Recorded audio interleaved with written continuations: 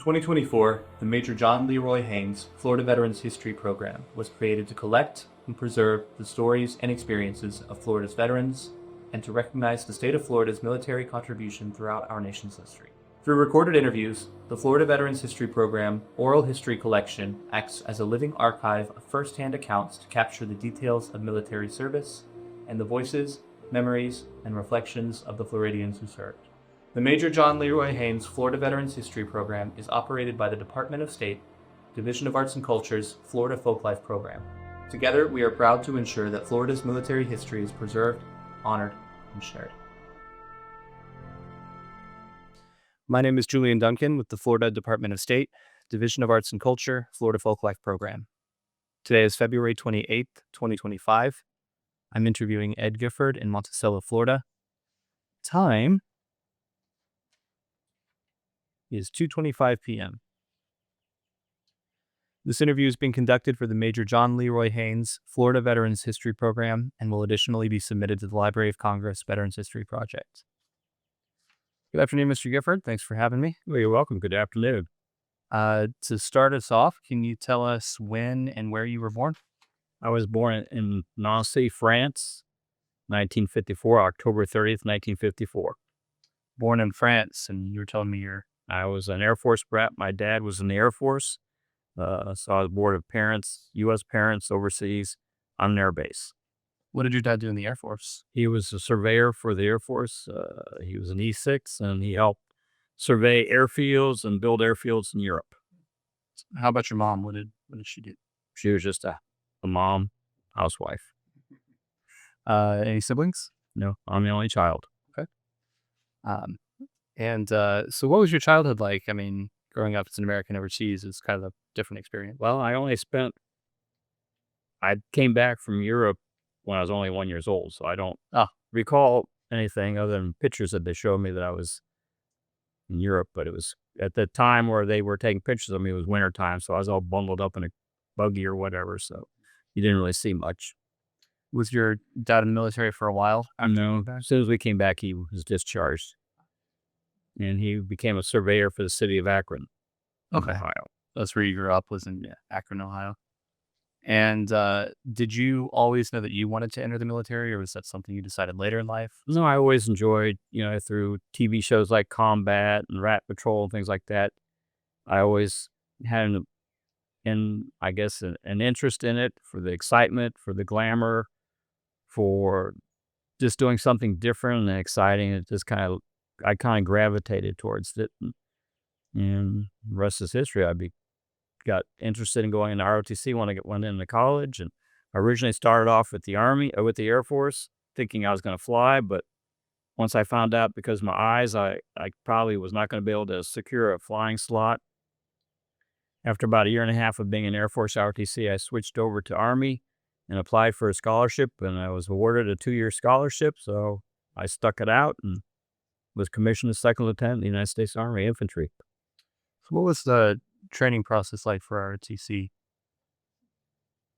It's basically just kind of like basic training for an enlisted soldier, but without all the harassment, teaching you how to salute, military history, basic tactics, orienteering, first aid, weapons, basic things that you can do on a university setting without actually being on an Army post, but without the harassment. Your instructors were senior NCOs or officers, and they were very accommodating. I mean, they were friendly because they wanted to make sure you made it through the program, and they weren't there to harass you or cause any issues. So it just, plus you're on a university setting, and it was a little bit difficult because I was there in the mid to late 70s, and the Vietnam War just recently ended, so it wasn't the most pleasant experience running around campus with a uniform on. Can you describe that a little more? Yeah, every time we went to different classes, one night usually changed before you went, so you weren't in uniform, or if you did, you try to keep a low profile. You get a lot of people look at you. Didn't really have any confrontations or anything. It was just, you just felt uncomfortable. Kent State just happened within a couple years, so that was still fresh in people's minds, and it just, you didn't want to create any waves, so you did your thing and went back and forth between leadership lab, where you had to wear a uniform and in classes. I'd imagine a lot of your instructors were probably Vietnam vets. They were all Vietnam vets, yes. Did they talk about that experience and the experience you were having, needing to kind of keep a low profile? Is that something you? Not really. We never really did ask them that because we were too busy trying to learn all we can in order to and find out what the Army was like. So we weren't really too interested in about their experiences of how they were reintegrated back in the American society or civilian society when they returned from Vietnam. We knew they were in Vietnam. They talked briefly as much as they felt comfortable about their experiences in Vietnam, because most of the instructors we had were combat veterans. They were either infantry, armor, or field artillery, so they weren't in the rear areas as you might expect, I guess. But so they had some experiences, and some were wounded. You could tell because they limped and they had Purple Hearts on the uniform. So, And what were you majoring in? I was majoring in marketing. Never had a desire to do it, but it was a means to an end. I needed a degree in order to get commissioned. So you were in for career military. Well, I knew I at least was in for the first 4 years. And marketing, I kind of had some interest in it. I was interested in the distribution side of the house, how goods and services made it to the customer or to the consumer. So it wasn't a total just taking it, but I knew ultimately once I graduated, I'd probably going to go in the Army. So I wasn't as a stellar student in marketing as maybe some of the other students were, because I had other interests. And you got an active duty commission out of ROTC, right? I received a regular Army commission, which meant for at least the first 4 years I was in the Army. That's pretty competitive. Yeah. Imagine to get I was a distinguished military graduate at my university. And I went to airborne school as a cadet. After summer camp, I went to airborne school in 1976. And that really got me really excited. And the rest is history, I guess. Yeah. Can you describe the branching process a little bit? Or how you became an infantryman? Did you want to be an infantryman? Is that when I gave you? Or no, I wanted it. So that was my branch selection, infantry. And I can't remember what my other branch. You had to give 3 selections and 3 military posts you want to be assigned at. And here comes my neighbor now. That's all right. So I selected infantry, and I wanted to be either at Fort Bragg, Fort Campbell, or I forget what, maybe the Fort Benning I might have put on there. And I got Fort Campbell. Okay. And I went to, when I graduated from University of Akron, I graduated in December, so I was a winter graduate. I went to Fort Benning in January, went through IOBC, Infantry Officer Basic. And as soon as I got done with that, I immediately got enrolled in the Ranger School. And when I was a spring ranger, which is, if you had to be a ranger, it's probably the best one to be, because you didn't have the heat of the summer and you didn't have the cold of the winter, depending on whether you were in the mountains or in the swamps of Florida. So it was just a little bit cold, a little bit of discomfort, but it wasn't like the extremes that you could have expected if you would have been in the Ranger School during the summer or during the winter. And Ranger School is kind of spread out a few different places, right? Oh yeah, it was first 3 weeks I was at the Benning phase, which is at Fort Benning, and that's where they kind of break you down. You have all the rough, a lot of harassment, sleep deprivation, not a lot of food, running everywhere. They're trying to break you down and get you to act as a team and suffer the discomfort and whatnot to get you to start see what leadership skills you may have. Then the next phase was in the mountain phase at Camp Talonica in the mountains. I enjoyed that one the most. For some reason, I just enjoyed it, being in the mountains of Georgia and Tennessee.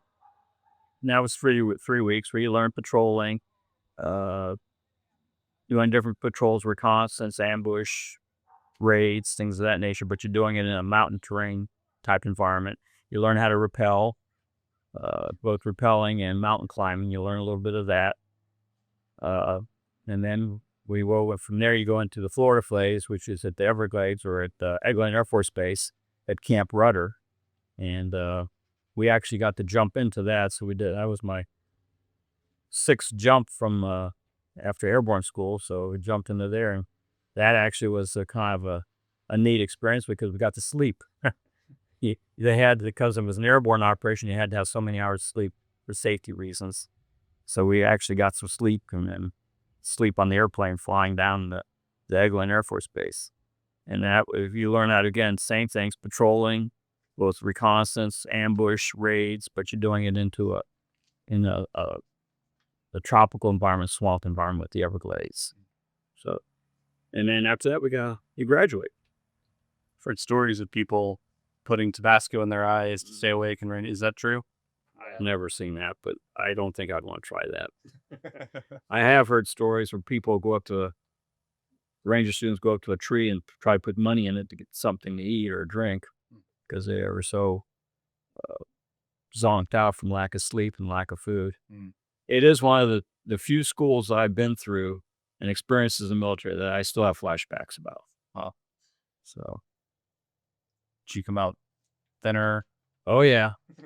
Actually, I met my wife going at ROTC and at the University of Akron, and got engaged after summer camp. And then she came down for my Ranger School graduation because we were engaged, and I just looked like I was a POW. I was skinny. My cheeks were hollow. I was all scratched and banged up. The wedding pictures, I looked terrible. But anyway, yeah. Do you feel like coming to your first unit at Fort Campbell and having that tab, do you feel like that kind of engendered some? Oh yeah, you get automatic respect, but you still got to show that you know what you're doing. The respect gives you about 10 minutes of respect once you walk in the door, but afterwards you better start producing and showing you know what you're talking about. Yeah. But it gives you at least your foot in the door. Yeah. Yeah. I think the hardest thing I had, you'd think, as soon as I made Fort Campbell, one of the first things it did is I had to go through air assault school. That was hard because I was all beat up from Ranger School. I have yet to recover. And that one of the first things you do at air assault school is do a 10-mile road march. And that kicked my butt because my body did not recover yet from Ranger School. So I remember that. It was in summertime, it was July. Oh. So between the heat and just being still physically torn down, it was a challenge doing the road march. Yeah. You got through it okay? Oh yeah, I got through it. So what was the early phase of your career like as recently graduated second lieutenant, recently been through training, a substantial amount of training? Yeah.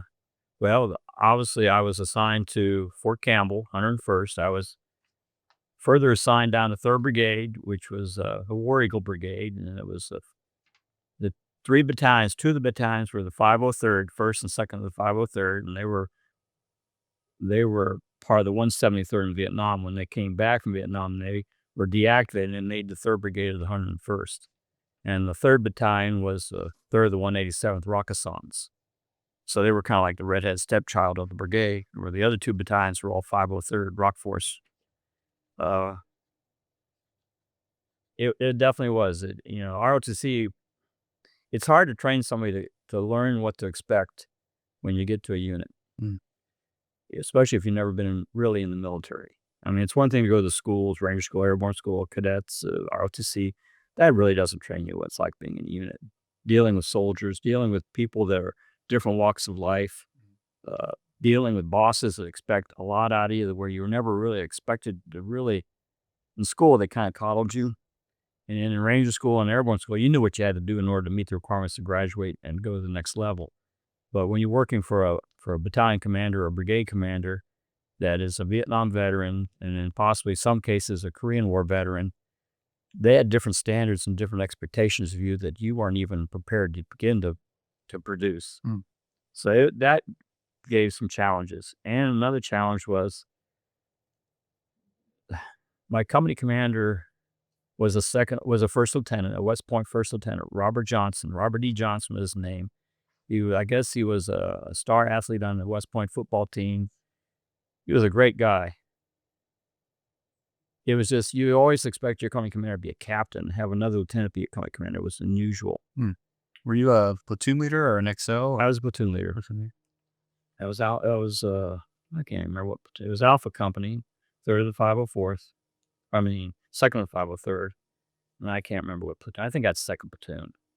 But it just, a lot of my platoon members, they were, like my RTO was from the hills of Kentucky. His wife just turned 16, and it was hard to wrap your mind around their lives and what they are faced compared to what you have faced. It was just like, it was just awakening that of all the cultures and people in this country that you never experienced if you were a white middle-class family going to a school in the Midwest. Just a totally different experience. I had soldiers in my unit that were given the choice: you go to jail or you go in the Army. And then I wanted to go in the Army. I wasn't.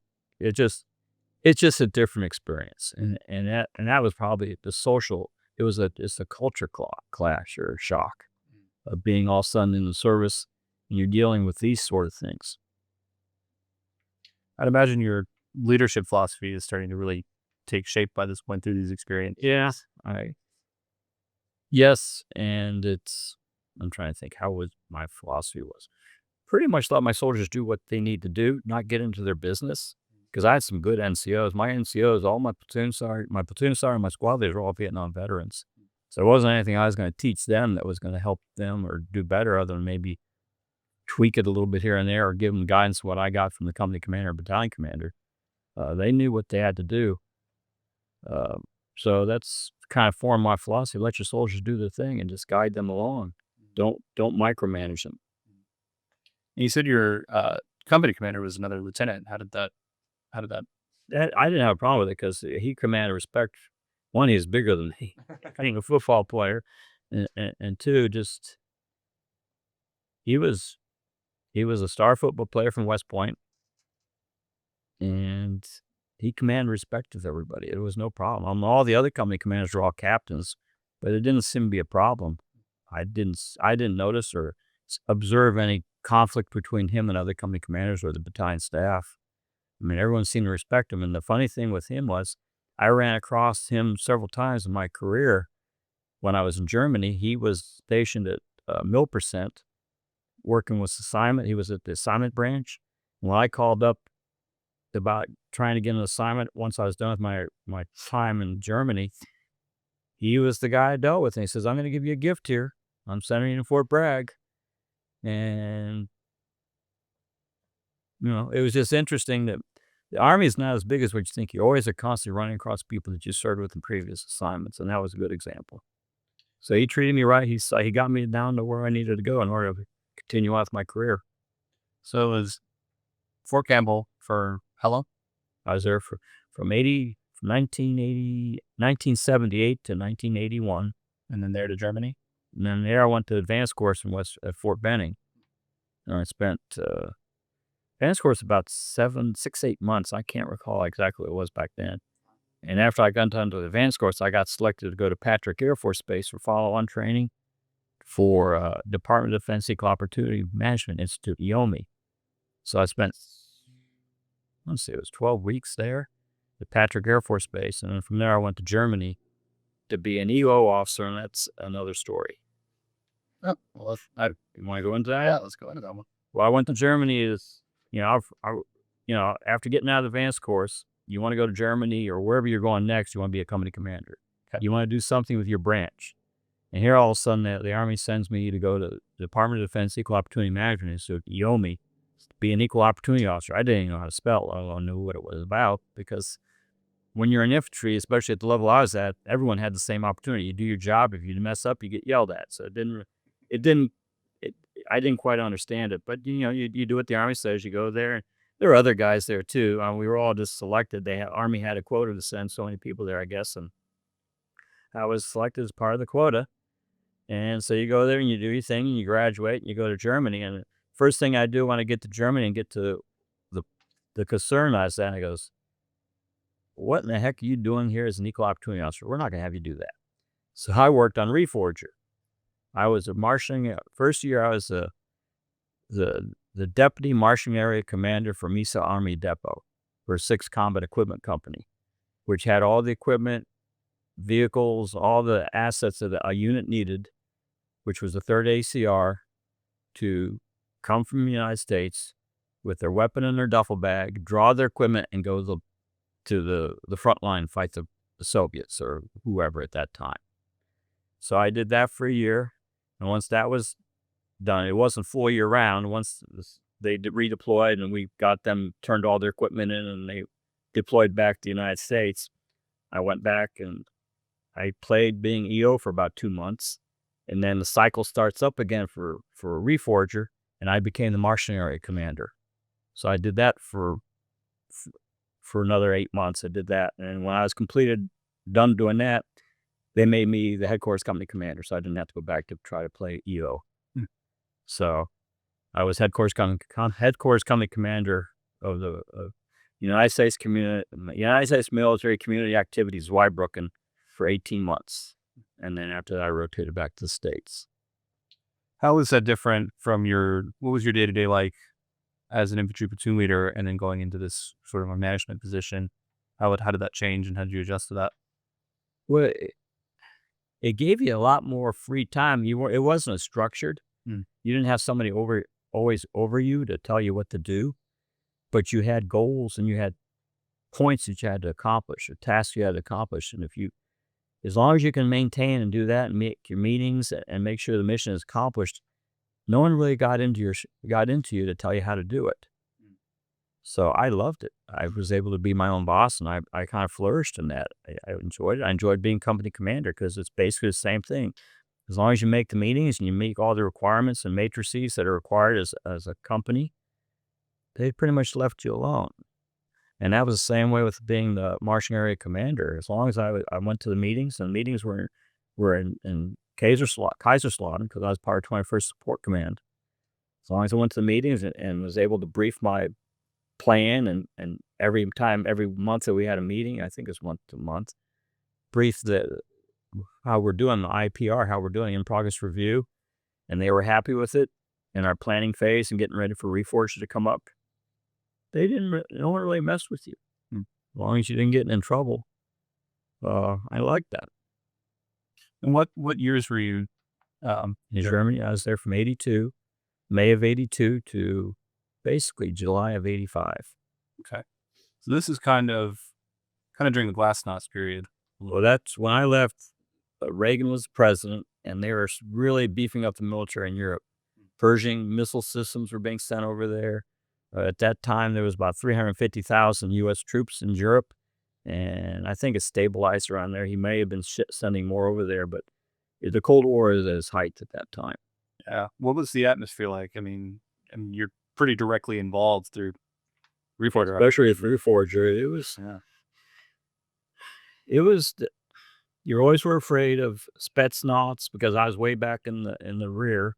So you're always afraid of saboteurs, Spetsnaz, nuclear attack, because of being at Misau Army Depot. I don't know if you know anything about Misau Army Depot. Besides having the combat equipment sites they were all over that part of Europe, but as one of the sites, it was also an ammunition depot, and it's supposedly the largest in the free world. So we knew right away if the balloon went up, we're going to see either tactical nukes or Spetsnaz or some sort of activity because of the importance of where we're at. So, you paid attention. You paid attention when embassy training came around. You paid attention of OPSEC. You paid attention when you had Schmelem. I don't know if you know what the Russians were allowed to drive around in Western Germany. They were observers, and they observed what was going on, and we had the same thing. We had observers who were in East Germany and Poland and so forth, and they had vehicles that had their plates on, Russian plates or something, and you had to, if I get this right, they couldn't come on military posts. So if they came on military posts, you had to box them in and call the MPs. So I never saw any of these guys, but they supposedly roamed around Europe to see what was going on. So, did you ever have any kind of close calls or tense moments, or times where you thought, not really. The only time that we really, and it wasn't with them or anything like that, is when we went on vacation to Italy. Because believe it or not, you still take leave and you still go places. And where else are you going to go? But you're going to go in Europe, because here you are in Europe. You don't have to pay for a plane ticket. You're already there. You got a car, so all you got to do is get in your car and go. We went on vacation for 2 weeks in Italy. And the Red Brigade was protesting in, I think it was Milan, and that was some tense moments there with those guys. Yeah. One of the big things that was going on, it was the Red Brigade and the Bonhoeffer gang, I think that's who it was. They were doing bombings of GI vehicles.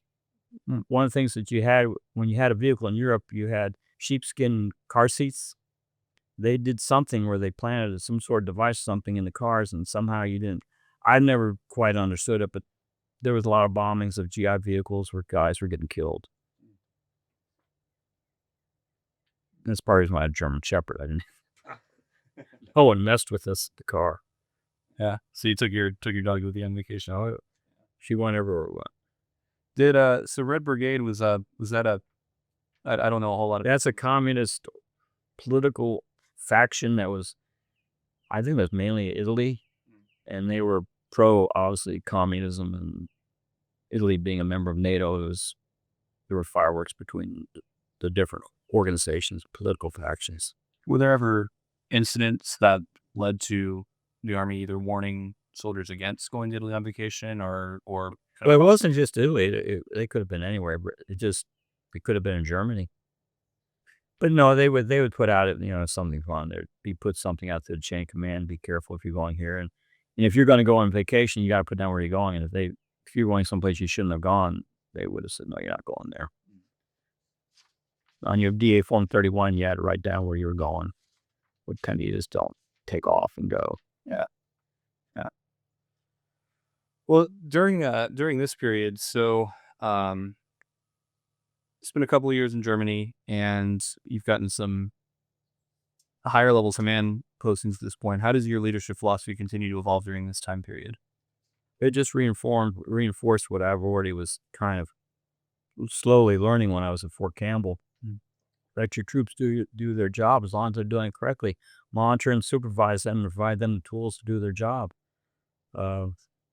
I probably, as a company commander in Europe, I got more into the administrative side of the house, accountability of equipment, training for the SQT for the soldiers, doing common tasks, making sure they had the welfare of the unit with the billeting and the messing and things like that. So I got more in the administrative side of the house. It wasn't so much tactical because I was the headquarters company commander of a concern. So it wasn't really going to the woods or nothing. That function was when I did the marshalling area thing. We were in the woods with the troops coming in.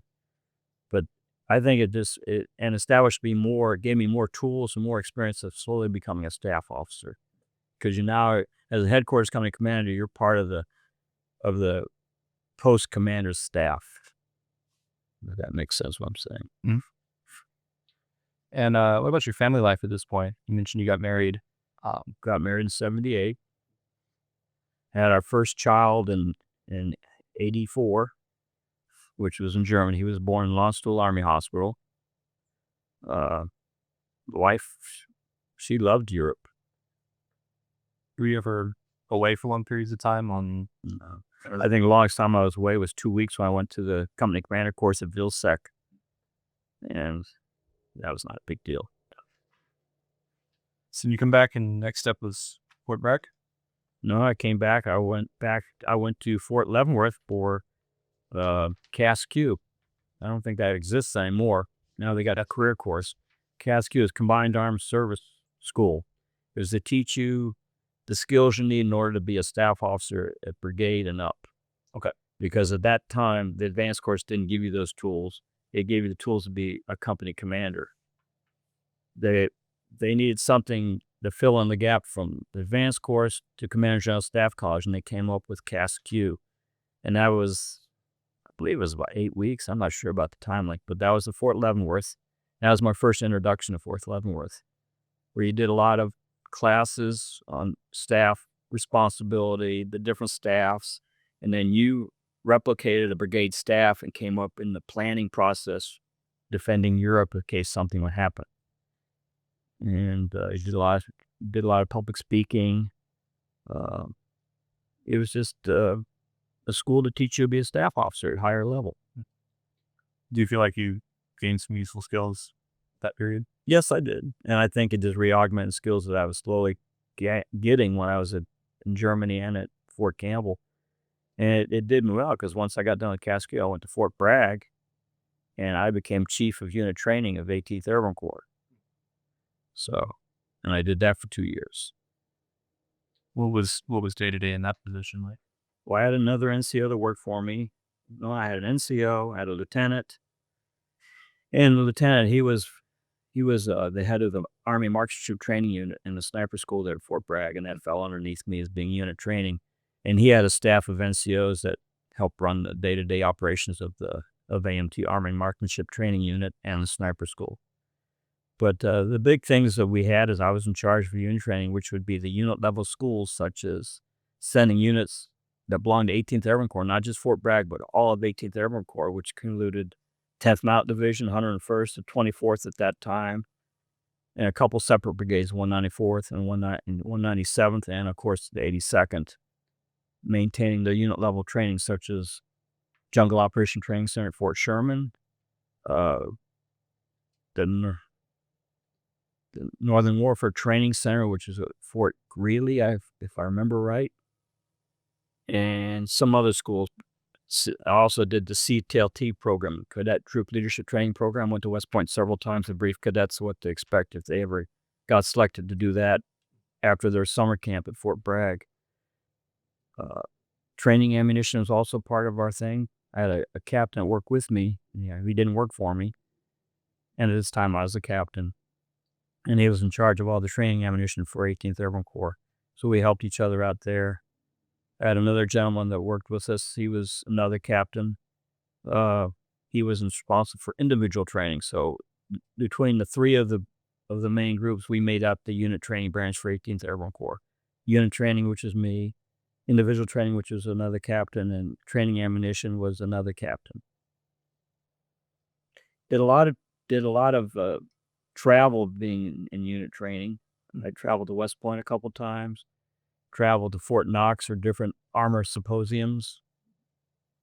And when you did all this stuff, the generals expected, the Corps commander and deputy Corps commander and the chief of staff wanted briefings on what you got out of that.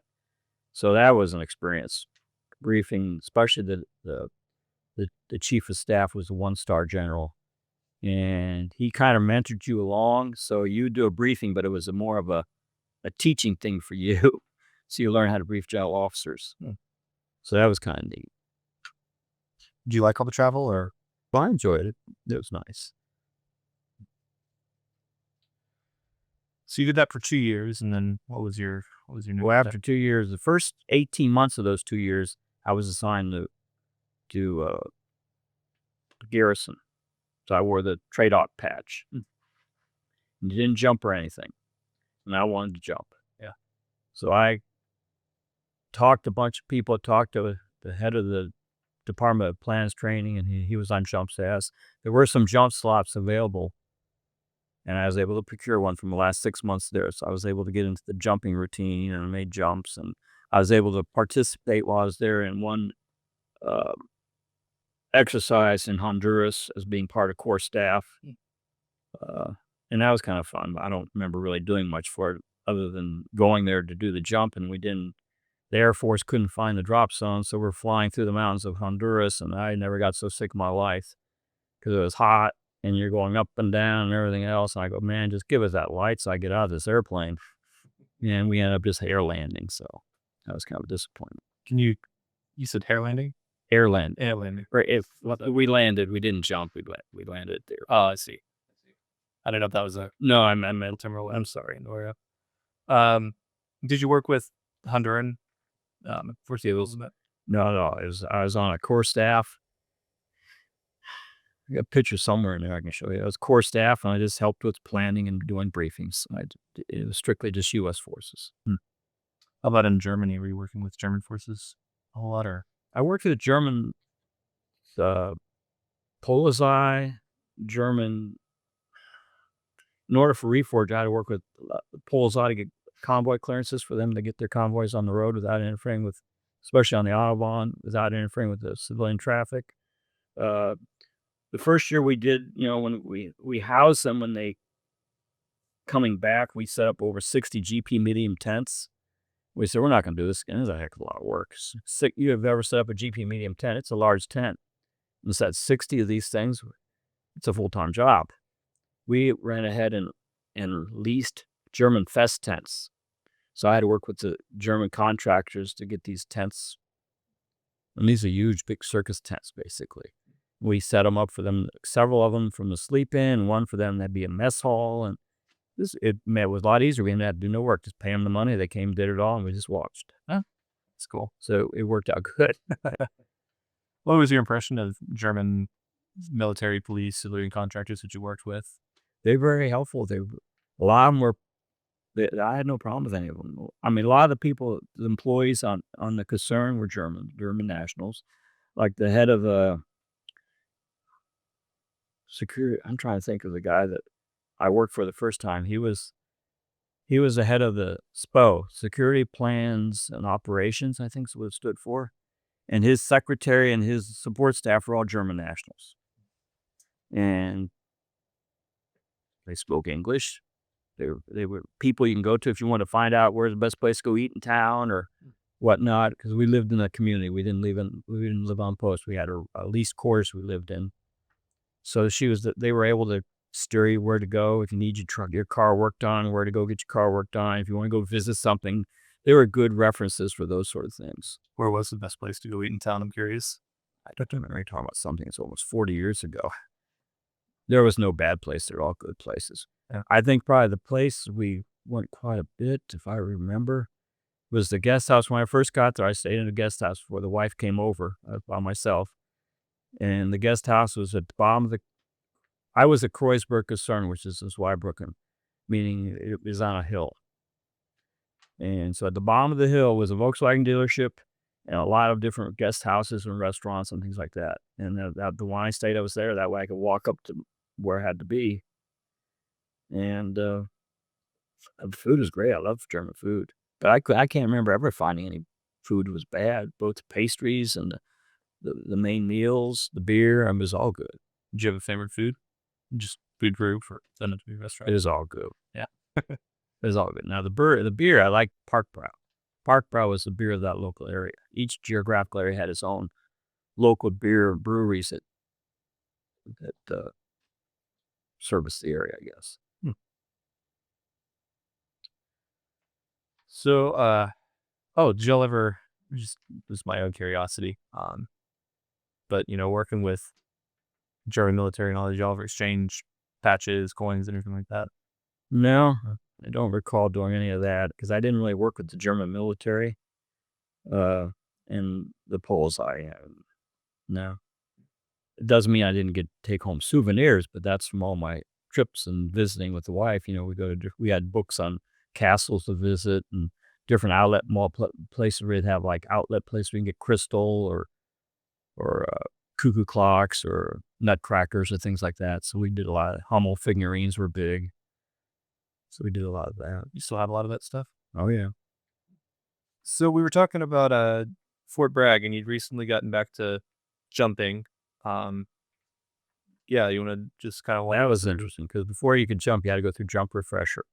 Okay. And I was a captain, a mid-level captain at that time. And I haven't jumped. We're looking at 87 that I went through jump refresher. Last time I jumped was in 78 when I went to Ranger school. So you're talking almost 10 years. They changed the design of the parachute by that time, especially the harness. I did not know how to put it on. I had to ask a private, how do you put this thing on? And he looked at me with the strangest look, like, what the heck are you asking me this for? You're the captain. You should be knowing what to be doing. I had no clue how to put this on because it's totally different than what I was used to. Instead of having a thing in the middle of a turn and you hit it, there's all these snaps and all this stuff. And I didn't know how to put it on. And I thought that was so funny, asking a private how to put that thing on. So what was next career-wise for you? You're out of the... Well, so after 18 months, I was there for 2 years. And I asked my boss, who was Colonel Paris, he was he was director of plans and training. I want to get down to the 82nd. And he told me how to go about it, start sending emails, start visiting battalion adjutants of different battalions along along the Gruber Road where all the different battalions and brigades were at. So I started doing that, and I was getting interviews, and I got interviewed with 1st Brigade.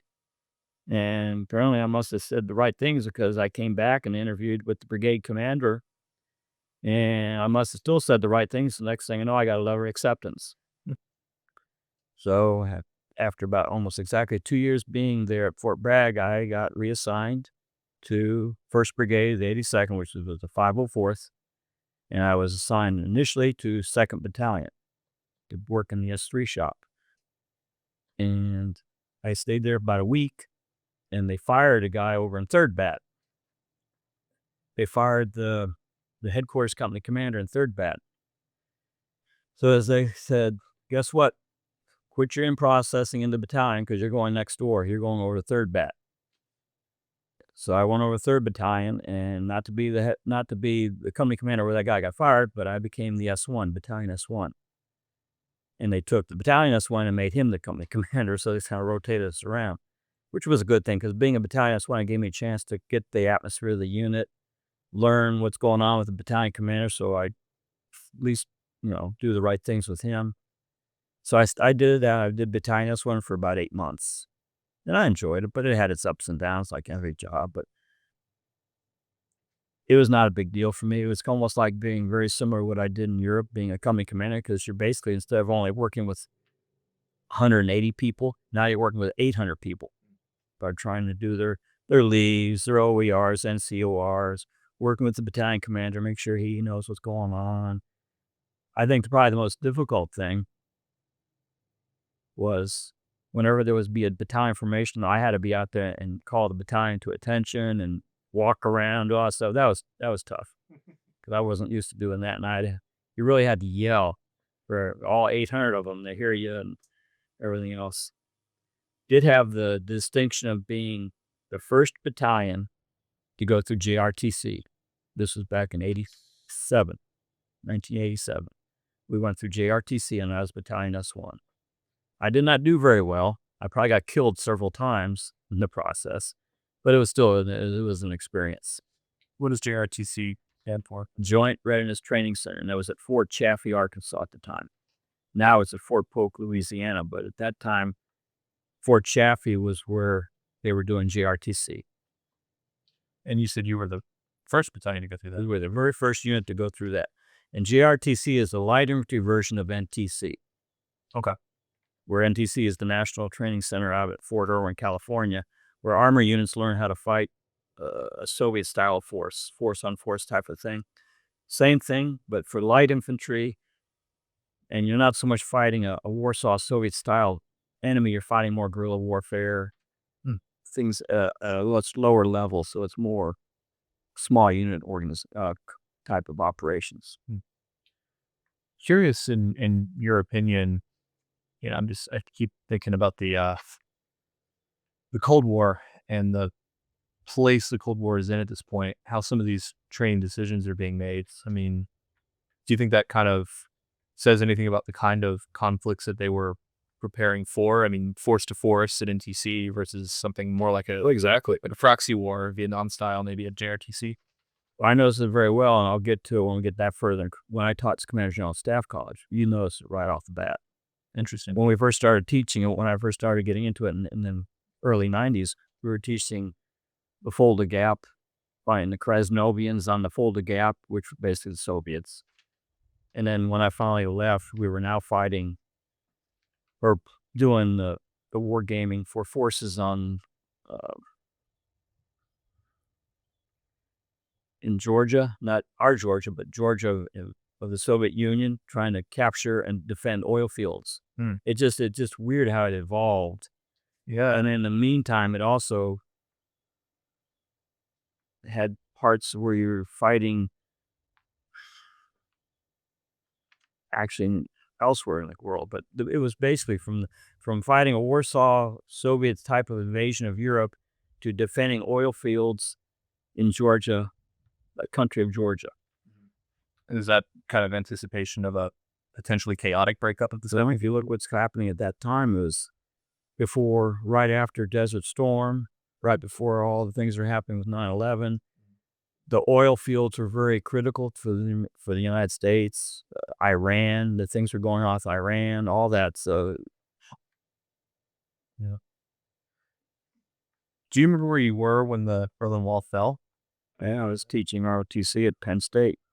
And I don't know if you want to get into that, Jay, or if you want to continue talking about Whatever you prefer. Well, when that happened, when the Berlin Wall fell, the military did not need to be as large anymore. So I got caught up in the drawdown. And so in 92, January 92, I got a letter from Milpercent saying that your year group's being considered for the RIFT, reduction in force. And it wasn't just my year group, it was like 3 or 4 year groups for both captains and majors. So, and at that time I was a major. So did all the phone calls and talking to people both at our percent and them calling me, and they basically told me, and just like everyone else, here you are in this graph. And, here, this is a graph where you're going to be at the 50 percentile and greater to make lieutenant colonel or not. And they always tell you they're over here, so you might as well get out. So as a result, a lot of us got out and took the VSI or SBI, which was a Vero Separation Assignment, or the lump sum separation initiative. And then it turned out they never did do a RIF, from what I understand, because I kept trying to ask people, did you ever get RIFted? Did it ever? Nope. How'd that feel? Because I was a little betrayed because I wanted to stay and I want to go back to Europe. I was really upset. And I was not prepared because it happened so quick. I was not prepared to all of a sudden become a civilian. Had no jobs lined up. I had 2 kids. I had a 5-year-old and one that was just born. Now all of a sudden I got to find a job and find a place to live. And I was in the middle of Pennsylvania at the time teaching ROTC at Penn State. So that added another element of another challenging element there to the mix. So it was not a happy time. what'd you do? Well, I called up mom and dad, say, hey, can we come back home? And I started putting out feelers with the resumes of trying to get a job in Ohio. And I got hired on at Prudential to sell insurance. And they wrote me a letter that I can give to a bank, and I was able to procure a loan to buy a house. And I saved enough money at that time so that it was not, I wasn't a pauper, but I guess I wasn't really selling insurance. And it turned out that, they sat me down and said, okay, here's a pad of paper, write down a list of 200 names of people living there that you can go interview.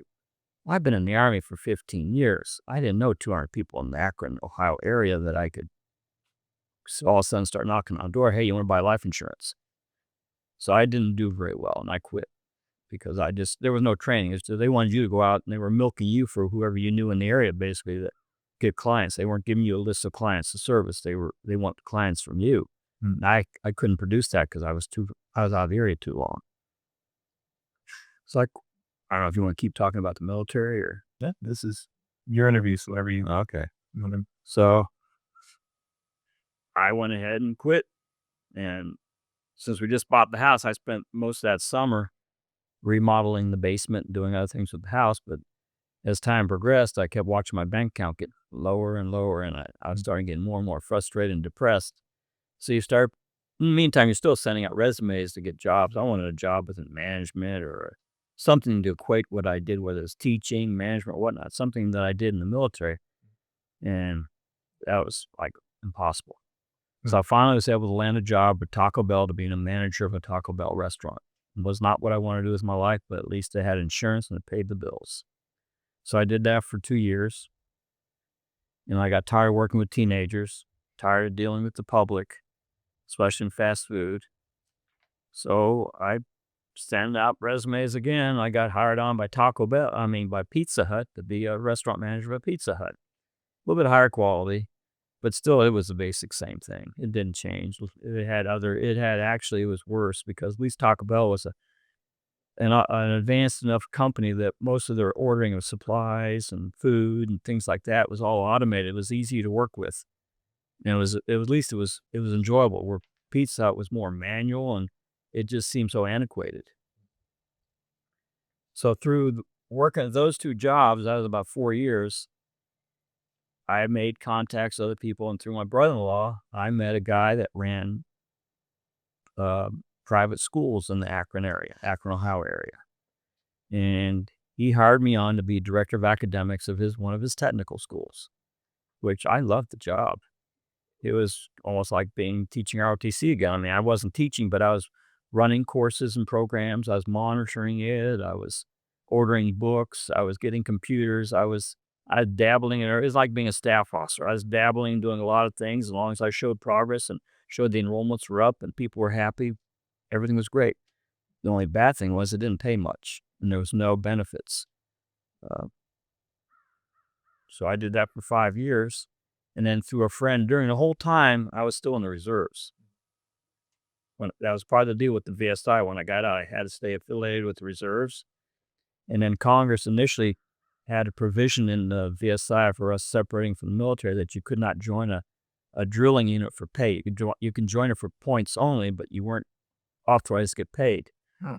But none of the guys and gals that got out were joining units, so they were losing out on all this expertise that was there. So they changed it that you could join for pay. Well, since I was already in the unit, and even though I was just doing for points, I at least wanted to go. I still wanted to be wearing the uniform. I still wanted to talk to soldiers and stuff like that. As soon as they changed that provision, I went to the commandant of the school I was attached to, and he immediately hired me because he already knew me. I already was there doing things. I wasn't getting paid, but at least he saw that I was reliable. I was dedicated. I was coming. He already knew me. I was a known object or known quantity at that time. So I got hired on in 94. Like AGR kind of thing? No, I got hired on, meaning I was a paid reservist now. Oh, I see what you're saying. Okay. I wasn't getting paid before. From 92 to 94, I was doing it just for grins. Mm. I mean, I was getting points from retirement, but that doesn't bring any money home.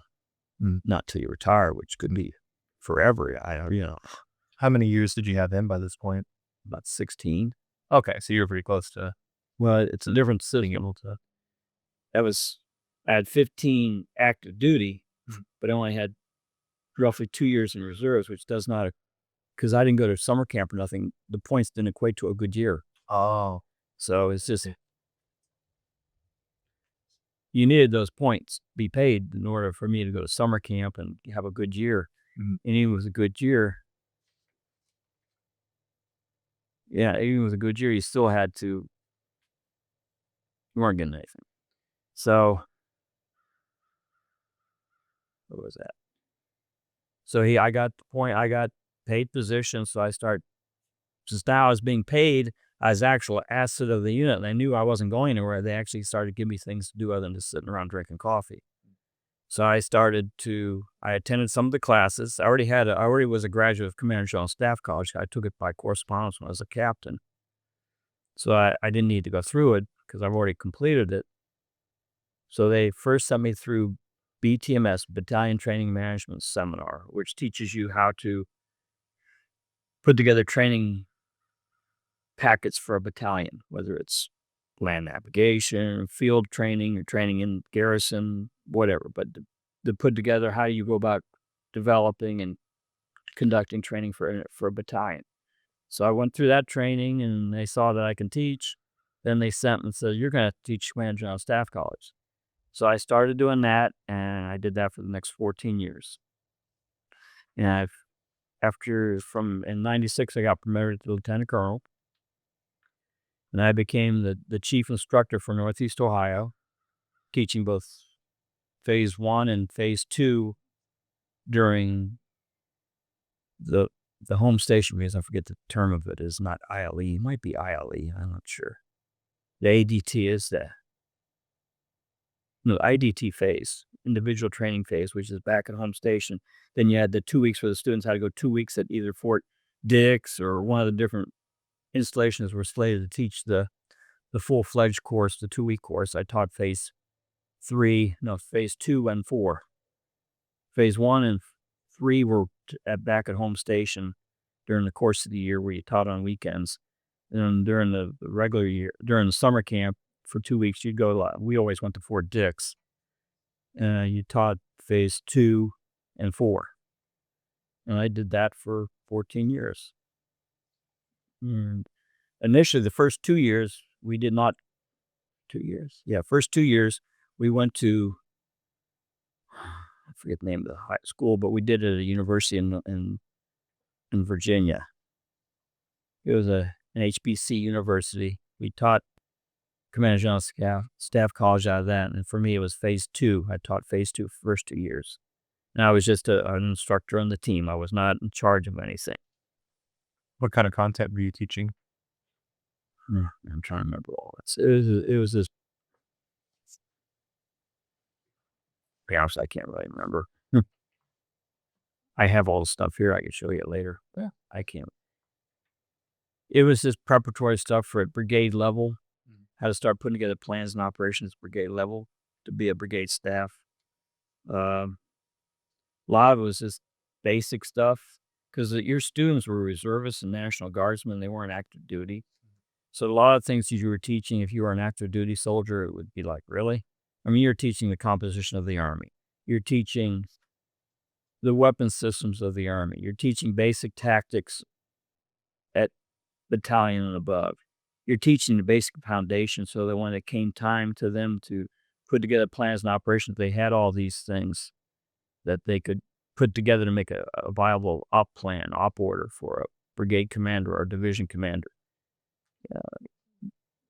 It's just a whole host of things. It wasn't just military stuff. It was some of them were you teaching about different countries. I mean, it's just it was a wide gamut of things, but you had to give them the basic foundation so that when they got to phase 3 and 4, they had the tools necessary in order to come up with an op plan at brigade and division level.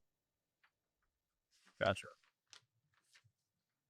So you did that, you said 14 years? Yeah, the first couple of years, I was just another student there out of Ohio, and we taught out of Cleveland. And then after about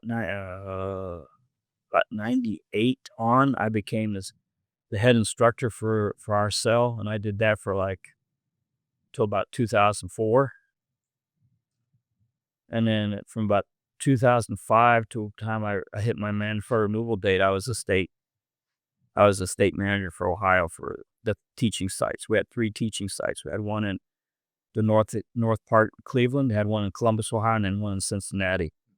So where I traveled between the 3 different sites and just observed training and evaluate instructors and make sure they had everything they needed and just do basic things like that.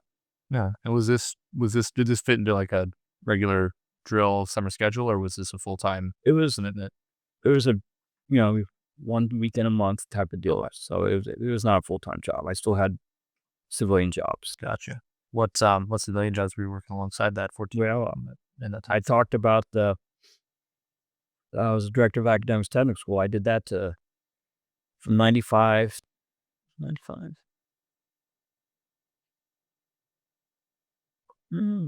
I did for about 5 years, so about 96 to 2000. And in 2000, I got hired on to be a supervisor on the floor for Delphi Automotive, which is a manufacturing facility that made all the wiring components, wiring harnesses, all those electrical components for GM products.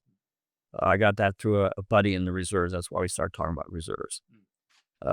Another buddy that was in the same unit I was with, he says they're looking at hiring foremen.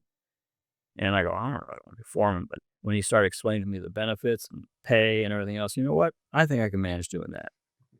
So I was part of management. I was a foreman on the floor for about 6 years, actually, until they went bankrupt. Delphi went bankrupt. They sent most of their business to Mexico and China. And as a result, they lost their business. And so I got let go, kind of left on my own because I could see the writing on the wall. And I got hired by Coca-Cola. Since I already had 6 years of manufacturing experience, now I was marketable for other things. And I didn't particularly like the job, but it's kind of like the Army. You're dealing with people, you're dealing with equipment, you're managing them. You're not necessarily doing it, but you're managing them to complete a project or make a product. And that was very evident when I worked for Delphi because it was a union office or a union shop, whereas the workers were all members of the International Union of Electrical Workers. So me being part of management, it was an eye-opening experience because I've never been in a union atmosphere before. Coca-Cola, same thing, but it wasn't as strict. But it was a bottling facility where they bottled the product, Coca-Cola, Sprite, whatever it was. And I didn't like that. It was cold. It was sticky. You come home, what was being sticky all the time from all the different sodas and syrups and stuff. It was cold because they had, obviously, because the product's got to be cold. So you're always cold and sticky. And they had a problem with me when it came to going to summer camp. When you go from summer camp, when you go to your AT for 2 years, your employer should let you go. And if you're making less than what your employer's paying you, they make that up the difference. But if you're making more, it doesn't work out where I pay them back. Yeah. They thinking I had to pay them back because I was making more than they were paying me. They go, no, it doesn't work that way. So I always butted heads with the human resource person because she didn't seem to understand how the personnel side of the house fit with somebody who was in the reserves.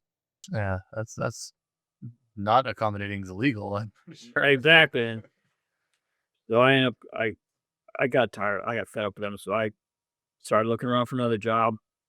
I found a job in south of where I normally live. I try to stay with this 50-mile circumference where we were living. And it was called Crown, Cork, and Seal. It's a manufacturing concern that makes ends for the food industry, food and beverage industry, the lids and cans. They make pet food cans. They make your Campbell soup cans. They make your Bush bean cans. The tray packs that the Army used to have, they made all those. So I worked there for 10 years. Actually, they're a pretty good company. Initially, I was a supervisor on the floor. And the only difference between them and a lot of the others, they actually expected me to learn how to use the machinery and stuff. And that was kind of a challenge. When you work in a union shop, you don't touch the machines. You touch the machines, you get a grievance filed against you. So I never really got to learn how the stuff's really made because I couldn't really get into it. You just kind of manage the resources. If something broke, you got a hold of an electrician and they came over and fixed it, or pipe fitter or whatever it was. Where the Crown, Cork, and Seal, they wanted you to actually have some engineering skills. For some reason, they hired me. I had no engineering skills, but I had the managerial skills of dealing with people and the resource to put them together to accomplish something. So I did that for 10 years. And during that 10 years, I deployed twice. I hit my MRD date, and as a lieutenant colonel, because I never got the jobs necessary or that I needed in order to make 06, at 28 years, I think it's 28 years. Yeah, 28 years, it's a mandatory removal date where you're required to be discharged from the military because you hit your time in service. So I hit that at 2006. I hit my mandatory removal date. So I really didn't stay long with them. Stayed long as being in the reserves, working for this Crown, Cork, and Seal. So I didn't really have an issue with them. But during the course of me working with them, I deployed as a retiree twice to the Middle East. The opportunities existed. The op tempo was so high in the Middle East, and it just like, even though I'm 50 plus years old, I still want to see what it's like to be in a combat zone. I still want to have some sort of contribution to the military. So I volunteered, and first time I went as an asset for 3rd Army, Central Command. I thought I was going to be an IG, an assistant IG. Well, lo and behold, once I got to Fort McPherson, and they figured out that I'd never had IG training, and they didn't know what to do with me, they said, you know what, we're going to send you to Qatar, and you can be the deputy commander over there. I'm curious about, to come back as a retiree, is there a minimum amount of time, maximum amount of time? 1 year. 1 year. So you gotta come right back. Yeah, 1 year.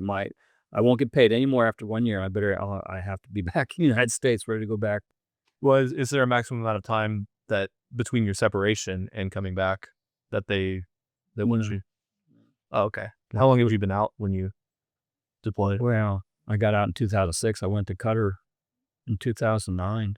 Okay, so a couple of years, but not a... But I was not used to what I was doing. I'd never been trained to be a deputy commander of a post in a foreign country. Yeah. all the different contracts and dealing with the people that live in Qatar. I mean, they're not Europeans, they're Arabs, totally different religion, different everything. Luckily, I only did that. I only was with them for about 3 months, and then due to when I first got there, I was with the first commander. Post commander was a great guy. He was getting ready to retire.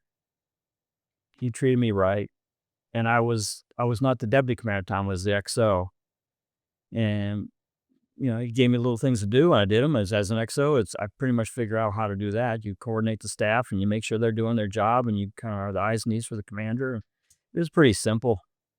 But then when he finally retired and left, a new person came on to be the commander of the installation.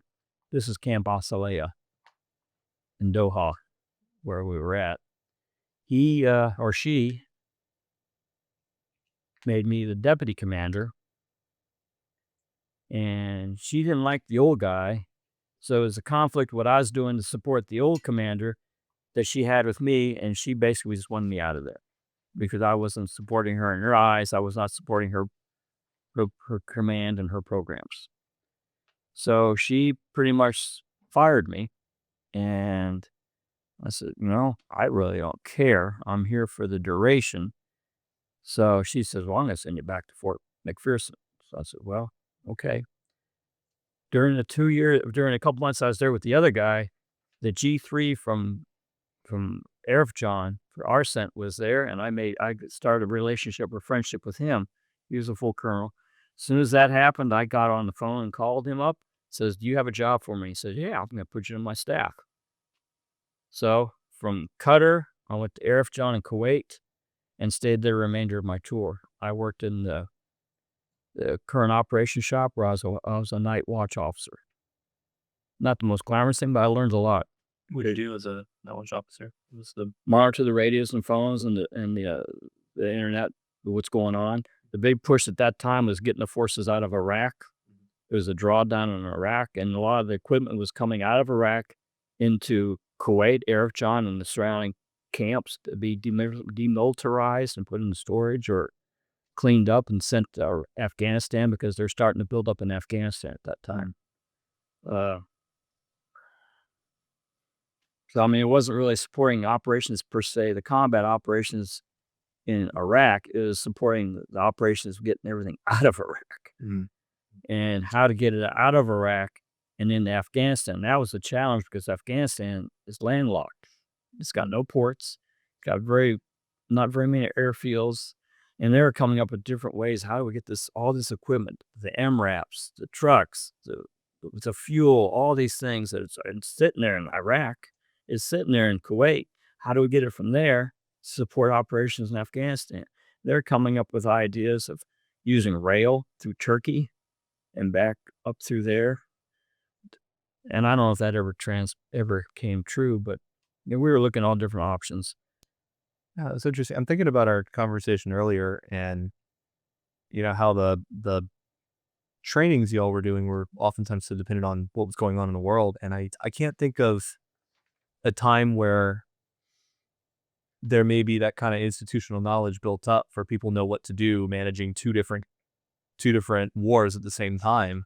And I know that had been going on for a long time by this point, but it's interesting to see the logistical problems that would cause a lot of problems that people probably were still figuring out. Yeah.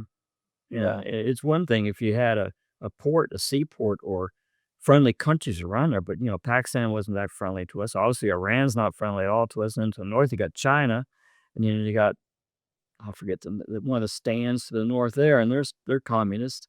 So it was like, how do we get everything in there? How do we get the troops in there? How do we get the food? How do we get the beans and bullets? How do we get the equipment? What are some solutions that worked? And do you feel like that kind of has become part of the training, the received wisdom? I don't know if the rail thing, well, obviously the only way to get in is either by air or by rail. And I don't know if the rail thing ever actually worked. Some of it did, because we did have some agreements with, I think it's Tajikistan, to use their airfields there. Okay. And I'm not sure if they actually drove or convoyed in from there, but they did have troops that landed in Tajikistan So you're coming to the north of Afghanistan and be able to bring resources in without having to come from Kuwait, Saudi Arabia, or that direction. We're flying stuff into it over Pakistan, going over the Gulf. It basically boiled down to everything had to be flown in. And that's probably part of the reason why a lot of stuff got left behind, because how do you get rid of it? How do you get it out of there? Yeah. So that was definitely a challenge for the logisticians on both coming and going. So that's your first deployment. This is 2009. And then you're... Yeah, I spent about 3 months, a little 3+ months in Qatar at Camp Snoopy or Camp Asalea. And then I spent the remainder of my time, about 6 months, in Arifjan. And during the Christmas of that time, they sent me to Bahrain for a month to fill in for the LNO, the liaison officer for ARCENT, was stationed at 5th Fleet NAVCENT, I think 5th NAVCENT, Naval Central Command. So I filled in for him while he went on R&R back home. And all I did is just watch. I didn't really do much. I would just, if anything came up, in the daily teleconferences, I'd chime in and say, this is what's going on with the Navy or whatever. But it was just there observing what's going on. It was a nice break. Almost. And then, and after that, that was it. Went back to my work at Crown, Cork, and Seal, and they treated me right. When I first deployed, I kept getting pay. I still had my pay for first 3 months. I don't think they were used to officers being deployed. They're more used to enlisted being deployed. Because I didn't really need the money, but I didn't refuse it. For the first 3 months, I still got my paycheck from Crown, Cork, and Seal. And the whole time, we were still under their medical insurance plan, which for me, it didn't really matter, but it helped the wife out because she didn't have to try to go through TRICARE or whatever. But they treated us right. And my job was there when I came back. My time for the companies stayed. I didn't lose any time. It's like, wow, I feel kind of guilty, all this thing you guys are doing for me. And they didn't do it for one time. They did it twice. I want to get to the second deployment, but I'm curious first while we're on that topic. I mean, I think to an extent today, but especially, at that point in time, the National Guard and Reserves were used pretty extensively. Yes, they were. Can you talk a little bit about, I mean, even just for the 2 weeks in the summer, much less a deployment, going back and forth between the job, wearing the uniform and your job? I mean, what was that like psychologically, practically? I think when I got out of active duty, it never, mentally, I still was in. So I never had a problem. Because 15 years in the regular Army, I wore the uniform every day. It was a psychological thing for me not to wear the uniform. Yeah. So it didn't bother me putting the uniform on. I felt more comfortable with the uniform on. Interesting. I mean, I got a closet of uniforms here. It's just, when I work in the yard, I have my uniform on. So yeah. It's odd. I felt more comfortable with the uniform on. I felt more comfortable, even though I wasn't being paid. I joined the unit even though it was an hour drive, I joined it just to have coffee and talk to people who were in uniform. I was not ready to get out in that time in 92. I had plans I want to go back to Europe, maybe to be an S3 or a company commander of the line unit. I want to come back to Bragg and get my master wings. I had plans. I didn't want to retire up in Ohio. I wanted to retire down south somewhere. So it upset the apple cart when they did that for me. Yeah. Would you have anything you'd want to say to somebody in the Reserves or Guard today who might be dealing with the drawdown, if there's a drawdown? Well, I was thinking more along the lines of just balancing civilian and military life. Do you have any advice on that? Because it sounds like you went through some companies that were less conducive to it and some that were more so. Just be flexible. Yeah. I think I owed my allegiance ultimately to the military, because I spent the longest time with them, and that was where my heart was. The civilian jobs were just a means. They were just a paycheck. It was just maybe an insurance, get medical insurance for the family. It wasn't my end result. Because I remember one guy, my boss at Crown, Cork, and Seal, something was going on, and he was all excited. And he says, you should get excited over this stuff. And it just didn't excite me at all. Because I wasn't really into it. I was into the Army stuff. And he could tell that, but he knew I was doing a good job, so he didn't get mad at me. But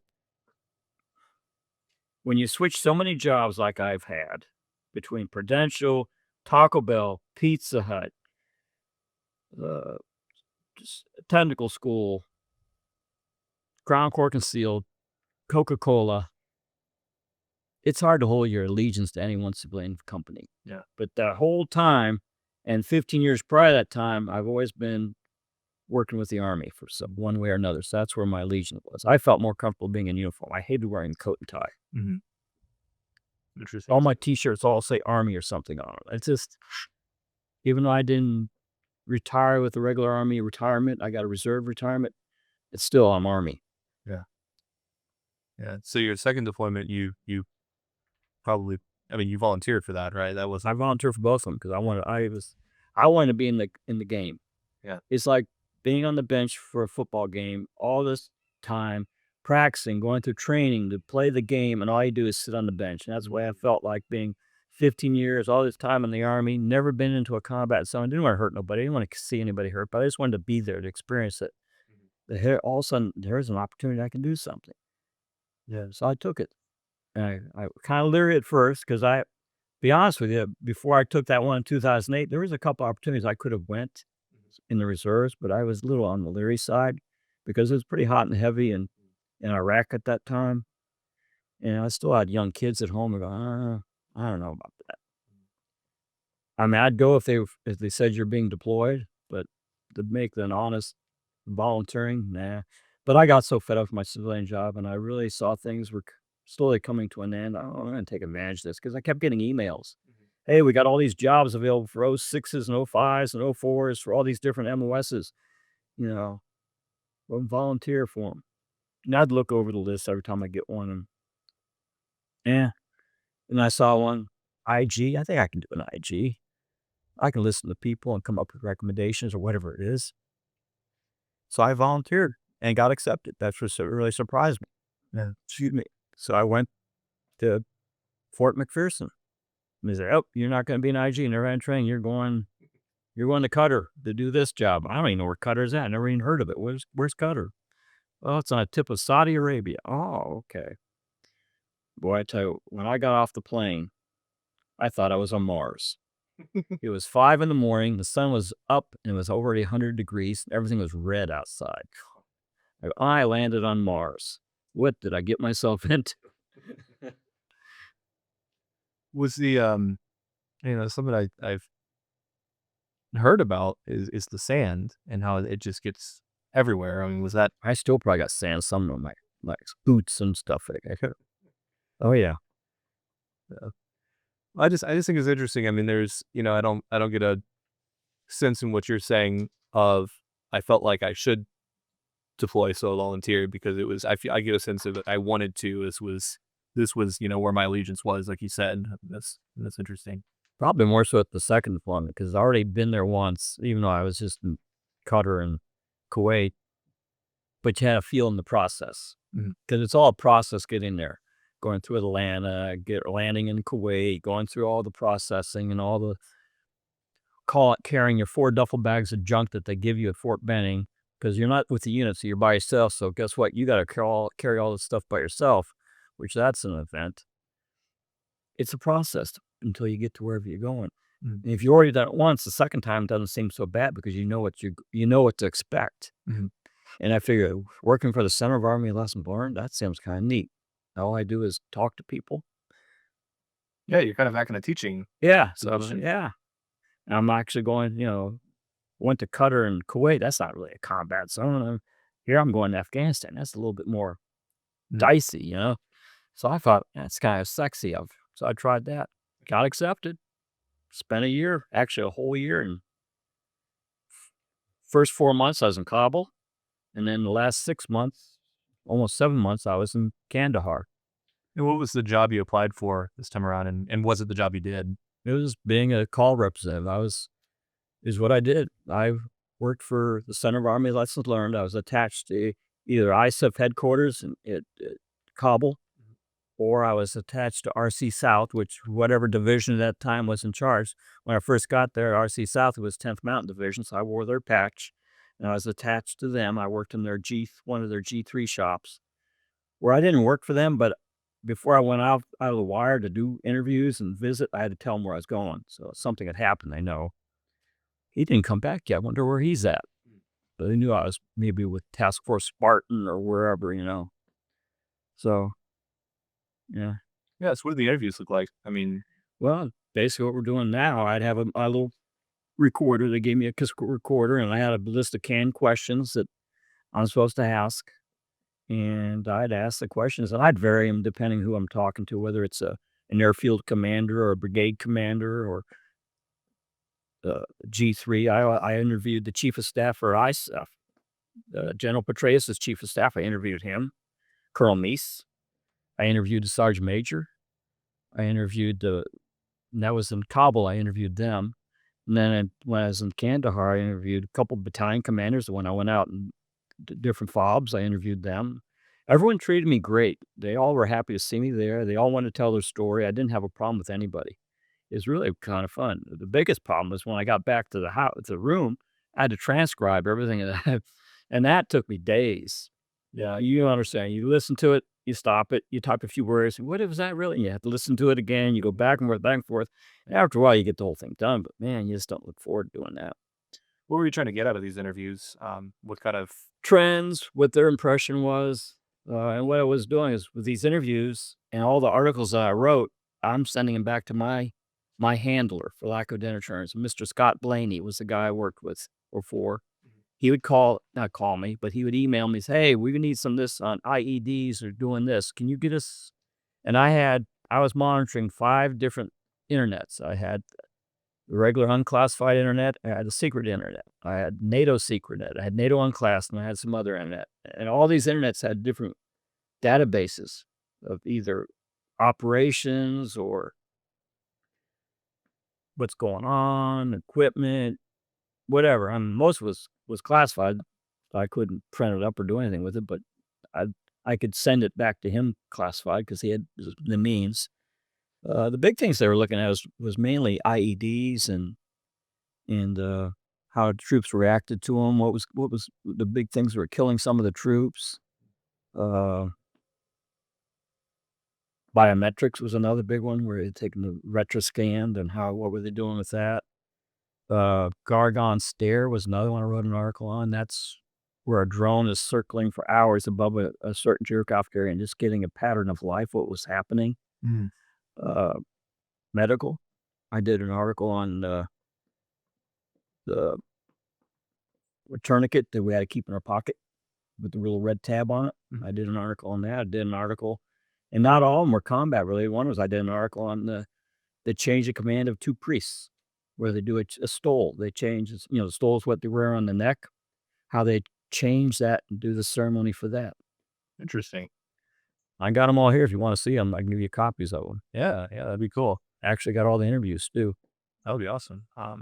Like give the recordings of them or the transcript? And both. I got both. Very cool. Did you and what do you think or do you know what was done with these articles? And I have no idea what they did. I sure they used mine, and because I wasn't the only representative, we had a lot of representatives stationed at RC East, RC South, at some of the major commands, and Kabul. I mean, they're all over the place. I would just be another piece of information that combined with all the others. They changed data or changed the training base, maybe a technique how they're training soldiers. If you know some of the call handbooks that come out, there are some of those. I'm sure I got some things that I've wrote or presented that maybe got rewritten but incorporated into those handbooks. that's cool. So Yeah, I mean that must have felt rewarding. And I enjoyed it. It was probably one of the better jobs I had in the Army, actually. I felt like I accomplished and did something good for the military. yeah, I imagine traveling. That was fun. Yeah, that would be fascinating, but also probably dangerous, right? Oh, no, I could have been shot down like anyone else. I could have died once I got to wherever through a rocket attack. We were rocketed all the time. In Kandahar, every day we were rocketed. What was the process like when that happened? Well, if you were in the barracks had double roofs. Their roofs were double layered. with sandbags in between, you just stayed in there and kept sleeping or whatever you're doing. It was no big deal. But if you're in your hooch, your Connex, doing, typing or whatever, coordinating or whatever, you had to get out and go in the bunker. Because if you didn't, the sergeant major would get your ass. And how long was the second deployment? It was a year. A year. And what year was it? I think I forgot to ask. 2011. 2011. Yep.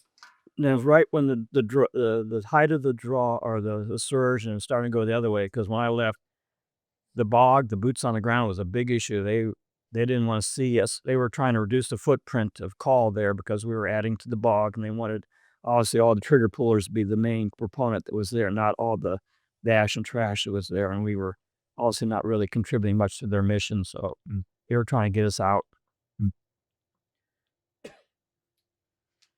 Were the just thinking about the rocket attacks a little more.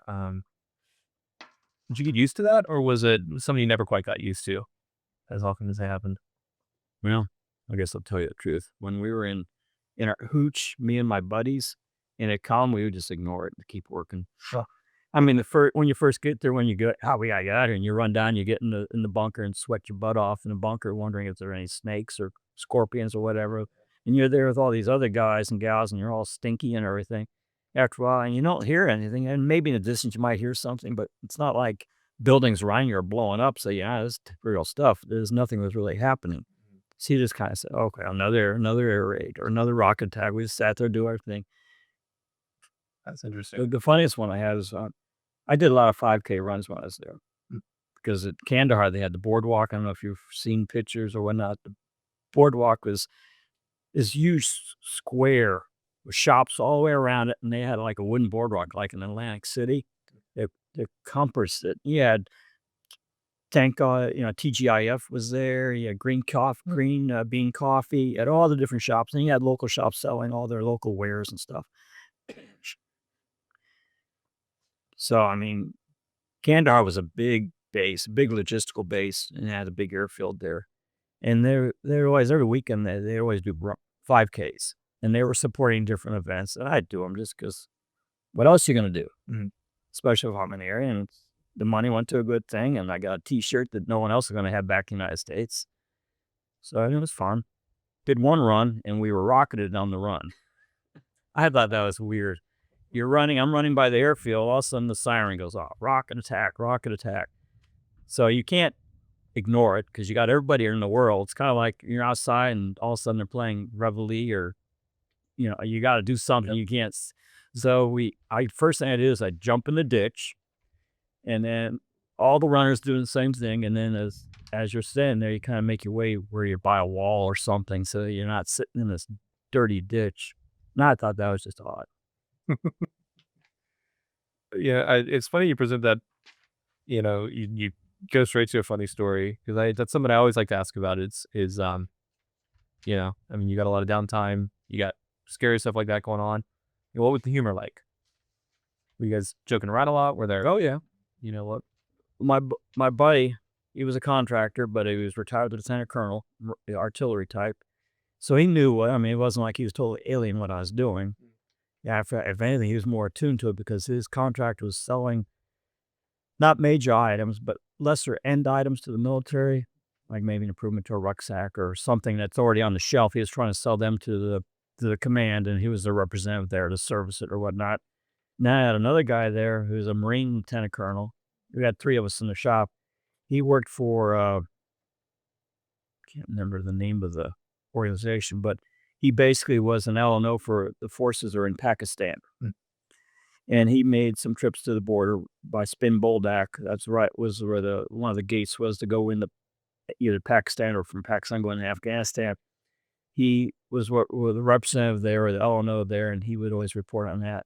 And it was just, it was kind of neat. We all had, I guess, humor is this, what are you going to do for lunch today? Is this go to the mess hall or go to the the bazaar to look at rugs or something. And the one buddy that was the artillery lieutenant colonel retired, He could never make a decision on anything. I said, "Come on, Norm, just buy it. You're only here once." You can tell he was an engineering type because he had to analyze everything. Just buy it, How many times are you going to be here? You know, That also something I'm curious about. What was the interaction with the locals like? just I didn't have being called. We didn't really work with the locals, but the locals that are on Kandahar, or I was a little probably more so when I was in Kabul, because Kabul, I was at the main headquarters for Petraeus and all, and by the embassy, that's where I was at.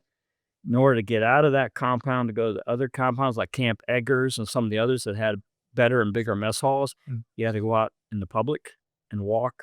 And you always were armed. And you're always wondering, is this the time that one of these guards are going to turn around and shoot me? Because at that time, they had shootings at the air base, Kabul International, where a pilot would go in there, an Afghan pilot would go in there and kill a bunch of Air Force people, stuff like that. That happened quite a bit. And then the Rhino, I don't know if you're familiar with, when I say Rhino, it's like an armored SUV, not SUV, RV. And that's how you got transported around from the air base or wherever. It's like an armored bus. One of those got blown up and killed a bunch of people. Wow. So stuff was happening there. It wasn't your time. I think one time and when I first got there, I lived in, it's not funny, but it's kind of like, gives you like, type of moment.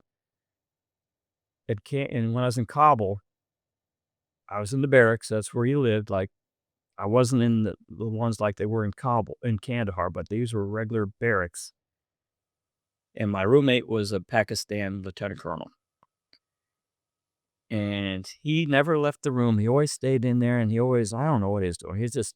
I didn't want to get too involved with him. He just was weird. Just to be honest with you.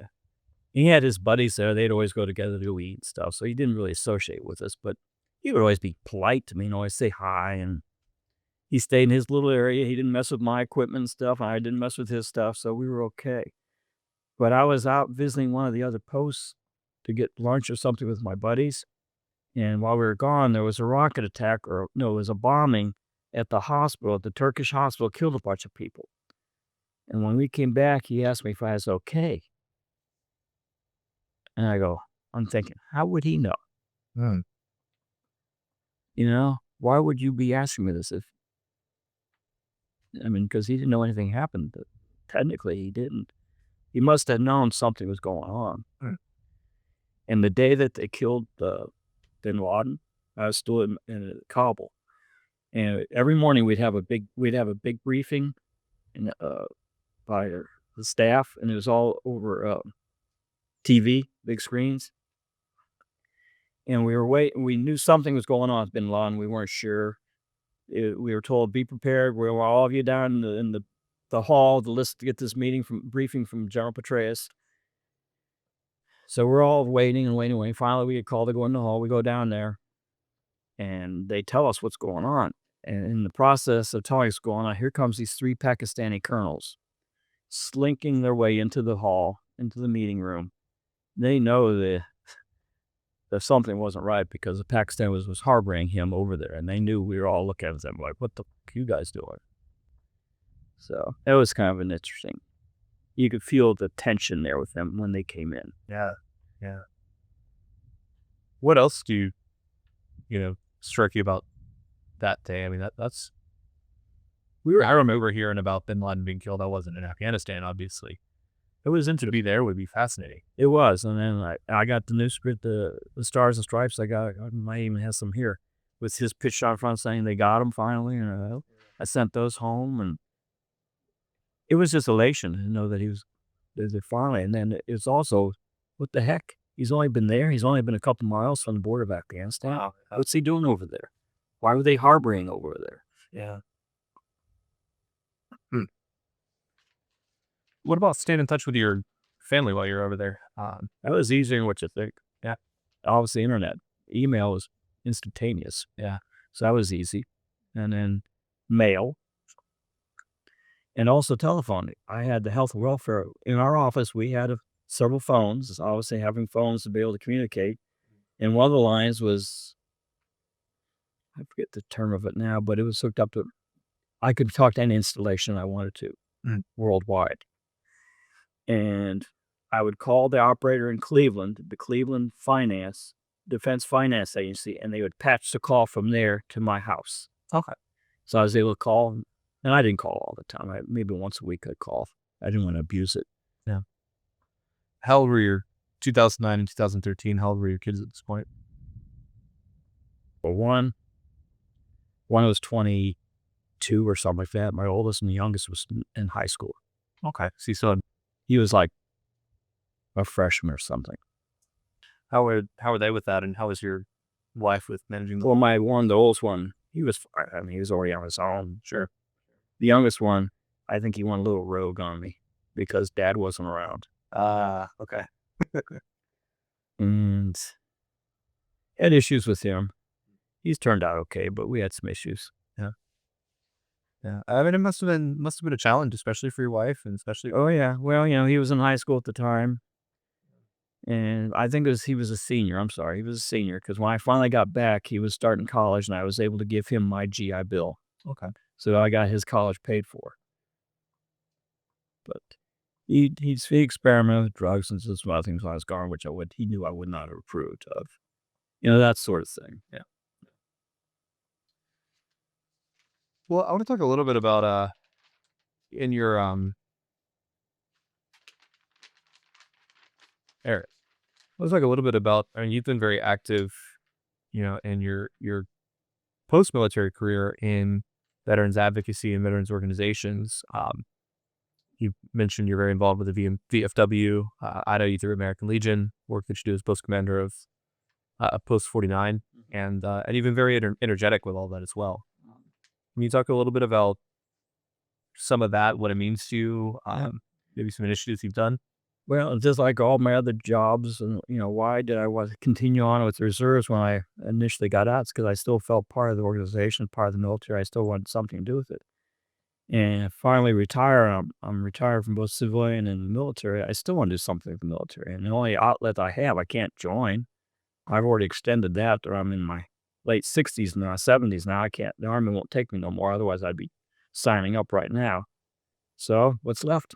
Well, the American Legion and the VFW is left. So I'm a life member of the VFW, and I'm a member of the local American Legion post. Initially, I was just a member, and then the commander there made me his adjutant. So I did that for about a year, and I guess I did well. And then he was commander at that point about 5 years. And by that time, I got to see how the post was functioning, the condition of the building, and some of the projects and programs we were doing. And I was not really happy in the direction that the post was going. It wasn't bad, but it wasn't where I would go with it. So I said, you know what? The only way to change that is to be the commander. So I went and ran, and I got it. And I've been commander for over 3 years. And I think it's going in a better direction. It's not perfect. I'm learning that he had some problems when he was commander that I didn't see, that I got to see when I became commander, like very little participation and support from a lot of members. But that's like any other organization or group here in town or anywhere in this country. It's hard to get people to participate, and it becomes a challenge. But I instituted some things to Yeah, induce that, right? Coffee hours and that. right. We every Saturday we meet for coffee and donuts. It's not a full-fledged post that has a canteen. It's the community does not really would support something like that. It's just Monticello, Jefferson County is a very rural county, and they don't really go into much of that sort of life, which is fine with me. If you want to get more into a canteen and being able to having a bar or something to go to, you got to go to other posts, which are available if you want to go to. So that is an option. But we didn't like the big thing that was being done prior to me coming on board was every year they do the fireworks for the community, which is an honorable thing to do fireworks, but the post would support it totally. And that's quite a big task for a post that doesn't have a lot of support from its members to do. To include not just manning the booths and opening the gates and parking the cars, but buying the fireworks, coordinating with the guy that you're buying the fireworks from, coordinating with the local people, going through town and getting donations to get enough to get about $20,000 to pay for the fireworks. That's a full-time job. And I wasn't about to do that. And I talked to a lot of people in town before we made the decision that, you know what, $20,000 is gone in about a half hour. Just think what good you could do for the community and veterans with $20,000. Quite a bit compared to a half hour of going up in the air. So I said, you know what, that made my decision. So one of the first things I did is I went to one of the city council meetings and told them we were no longer doing fireworks, and I told them why, and they didn't say a word to me, and that was the last I ever heard of it. Now, I do have a lot of pushback, but the pushback is mainly from the old commander and some of his friends thinking we should still do it, but I'm not going to do it no more. It's been 3 years we haven't done it, and I've had nobody from the city or county complain to me. I kept telling everybody, if you want to do fireworks, we will help you, but we're not doing it by ourselves. And no one stepped up to it. How does that money get used now? We don't go out and try it. I mean, he made it a full-time job, hitting all the shops in town, asking for money, going just. I see. And I don't have time to do that. I see. Yeah. I mean, he made it his full-time job. He'd go to all the dinners and breakfasts and grand openings and everything, asking for money. He made it a full-time job. He did a good job at it. I won't argue. But that's more what I'm going to do. I got a life. I got things to do here. So I like what we're doing. We still do the Memorial Day event, which is a lunch. It used to be a breakfast, but we decided to mix it up a little bit. We're making it a lunch picnic, along with the regular ceremony of honoring our veterans who have passed. And we also have a raffle, and we got a guest speaker. The guest speaker this year is Byron Arsenault. He's an Air Force Lieutenant Colonel that has been deployed to Guam to help rebuild the airfields on Guam and Tinian and some of the other surrounding islands to counter any threat that may be developing in that area of the world. So he's going to be our guest speaker. He finally emailed me, said he'd be happy to do it. We got some weapons that we're going to raffle off that have been donated. We're ready to go. So we're looking pretty good for Memorial Day. Veterans Day, we do a breakfast. And the breakfast, similar format to Memorial Day, except it's a breakfast, not a lunch. And we get a guest speaker, and we have a raffle, and we honor the veterans. We have a parade. We didn't have one this year because we didn't really, again, get support of the membership. You can only do so much. If the membership doesn't support you, I guess it doesn't happen. What I want to do, and I've already been talking, at least I started to talk with the VFW commander, and there's another American Legion post in town. See if we can make this a joint venture to make the parade. It shouldn't be just us. It should be all the veteran organizations that do this. And they agree with me. So if I can get them on board and start doing it, it'll make it a lot easier to have 3 organizations plan it and execute it than just one. Because we're already trying to execute a breakfast, a raffle, guest speakers, and all this other stuff. It's tough to try to throw a parade in on top of that. Right. So, and other things. We try to follow suit what's going on with Tallahassee. Some of the events that happen at the National Cemetery, we try to support and attend. Flag Day we do at the post. POW MIA Day ceremony we do at the post. Also Thanksgiving, Christmas, all the different events. We try to be active. At least have 1 or 2 major items of events happening every month. The next one we have coming up is Coffee with the Veteran, which is at a local coffee shop where we buy the coffee, and veterans come to meet with Career Source, which is an employment agency out of Tallahassee that employs veterans, where they'll be talking with any potential veteran that has problems getting a job. But we'll be there buying them coffee, and we'll have membership application. Anybody wants to join the post. And you feel like, these events, and that one I can see very direct support to veterans, helping them find jobs, helping them network. Do you feel like these events also, I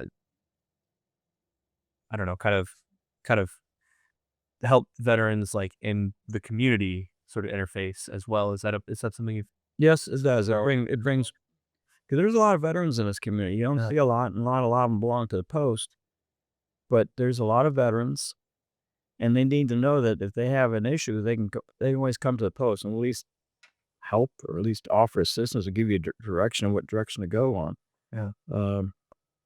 Well, on the note of the veterans in Monticello and the military history that's here, Okay. Interested in the Boots Thomas Memorial a little bit. Can you Yeah. say a little bit about just kind of what that is? Well, I'm trying to think. His first name's Ernest, I believe. Ernest Boots. He went by the nickname Boots Thomas. He's a Marine Corps sergeant during World War II. He was a member of 5th Marine Division, and the operation he participated on was landing on Iwo Jima, and his squad, platoon, his platoon leader got injured in the initial days of the assault, but he led his platoon to the top of Mount Suribachi and raised the first flag, which he became a hometown hero by doing that. And about 10 days later, he was killed by a sniper on Iwo Jima, so he never did make it home again. He's buried here in town. And he has a very nice cemetery plot, and it's got Marine flags, got a plaque, and everything else. So it's being well cared for. He has a boyhood friend that he grew up with, and his name is James Sledge. He's a dentist, so I guess you would say Dr. Sledge. He was an aviator during World War II, but he never made it through training because the war came to an end and they went ahead and discharged him. So he never was able to make it to a front or make it to one of the combat zones of operation. But he maintained the spirit of his friend, Boots. All these years, he still tries to promote the honor that he bestowed upon himself, the community, and the Marine Corps. His friendship has lasted all these years. Between him and another gentleman whose name is Troy Avery, he's a naval lieutenant commander. They created the Boots Thomas Memorial Foundation, which is a small little memorial park right on the main highway, East Washington Street. And there's a monument there. There's a Marine Corps flagpole, a U.S. flagpole with the flags and everything. They sell bricks, and the bricks honor Boots and all his squad members. It honors other veterans of the community. You can buy a brick to put in there, and there's a whole bunch of bricks there that honor the military and specific operations during the course. They're looking at expanding that park and putting a World War II memorial and a Korean War memorial there. So it's going to expand a little bit more than what it is now, which is good. Every year they celebrate Boots Thomas and his events or his achievements on the 23rd of February of 1945. And they this past one we just did, it was the 80th anniversary of the first flag raising on Iwo Jima. And normally they were held at the memorial itself, the park there. But this year with the weather there was, they were a little bit hesitant to hold it there because of potential rain. So I was asked, can we hold it at the post? And we said, sure, why not? Just give me a little bit. I got to get chairs over there. And we did it at the post, and it turned out to be fantastic. We had over 100, almost 150 people show up. That's more than I've ever seen before. For World War II veterans, too. Yes, we had all 4 of our members of our post. We got 4 of them that are World War II veterans, and they were there. All 4 of them were there. That doesn't happen too often. You get to see all 4 veterans there at one time. And you got local politicians were there. A lot of people were there. And it was good. What is that monument and the ways that it's commemorated, the ceremonies around it, just the physical space itself? Kind of gonna ask a 2-pronged question. Like, what does that mean to you on the one hand as a veteran, and on the other hand, as a community leader, veterans advocate? You know, American Legion, obviously, as you mentioned, having a hand in facilitating this kind of thing. Well, as a veteran, it makes me feel proud that the community supports us. So I'm happy to see that there. And it's a very positive image. It shows an accomplishment of a young man that lived here, that did something positive for his country. He paid the ultimate sacrifice for it, but that's part of the game, I guess. And as a veteran, it makes me feel like veterans before me that passed through this era, this town, they're being honored. So it's very friendly to me, and it's a very positive atmosphere. As you go through town and your day-to-day dealings in town, this is a very veteran-friendly town. That's a very conservative town, very veteran-friendly. if you say you remember the post, not that it opens up any doors for anything, but at least people are a little more friendlier towards you. If you're a veteran, they're friendlier towards you. It's like you've already established yourself and your credentials, and you don't have to try to start from scratch. Mm. And it the sense I get from everything you said just now, and also from being at the event, the commemorative event, is that there's kind of, I mean, it's dedicated to a singular event, but it seems to kind of, I don't know. Do you think it kind of Incorporates the whole gamut of events that we've gone through our history. Yeah, there's kind of a sense that veterans from different generations from World War II all the way to Civil War. There's a group of bricks that commemorate the Confederate soldiers that died in this area. wow. So if you go to the cemetery where Boots is at, there's like 5 or 6, maybe more, tombs or plots of the Civil War Confederate soldiers. They're still being honored. They still have their flag there. They're still being recognized for their patriotism to their country. Is that what you're trying to get at? Yeah, exactly. I mean, And you've got groups of, well, you had the one group of bricks are for Boots and his men. There's another, if you look, there's one group for Civil War veterans. And then there are probably a few others. Those are the only ones that come out of my mind. And there's a big area of bricks that are just like the general population type of bricks. yeah. What lessons do you think there are in that for preservation of history, for recognizing service, for Or history repeats itself, and you got to know where you've been in order to achieve something better in the future. And a lot of these guys and gals that laid their lives down, their efforts to defend our nation or our way of life has made your life better. They owe a little bit of debt of gratitude from you to them, whether just saying thank you silently or at least respecting what they've done. and what are some ways that you personally or the Legion have supported? I mean, I know certainly the event on Well, Wreaths Across America, we support that, and that's held every December, where we purchase wreaths or contribute, because you can't purchase all 20,000 wreaths for this national cemetery there, but we contribute money to purchase wreaths, and we go out for the ceremony where they do the wreath laying and all the headstones of the veterans that are buried there. What things that we do? Run for the Fallen. We support that, and that's where they do a run from Tallahassee all the way to Jacksonville on Route 90, and every mile along that route is a marker that honors veterans who've given their life during the global war on terror. Wow. And there's several stops in the city of Monticello, and we man a couple of those stops where we have a table with refreshments, and when they come to that marker, they stop and they first ask, are there any Gold Star family members here? There may be there. And if there isn't, then they go on with their presentation. And they mention the names of the people that are there to honor them. And then we say a pledge of allegiance to do a few other things. And they spent a few moments honoring the people that are there. At the stop they were at, we had all 4 of the military World War II veterans there. They honored them. And then we shake their hands and they move on to the next stop.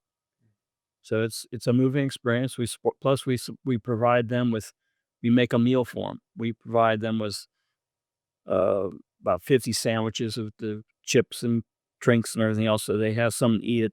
The support personnel and the runners can eat that evening. So we provide logistics for them in addition to manning one of the stops. Well, as we go ahead and kind of start wrapping up, I want to ask kind of some more overarching, couple of overarching questions. Can you pinpoint, maybe this could be a moment, or it could be an action, or kind of an event, or maybe a time period, or a pursuit or something, but something throughout your life and career in the military and outside of it that you're most proud of?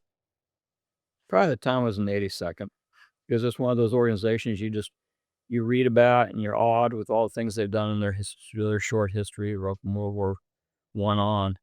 And to be part of that, even though I missed Operation Golden Pheasant, which was the operation where one of our units jumped into Honduras to block and prevent Manuel, or I forget, Ortega from crossing the boundary or border from Nicaragua into Honduras.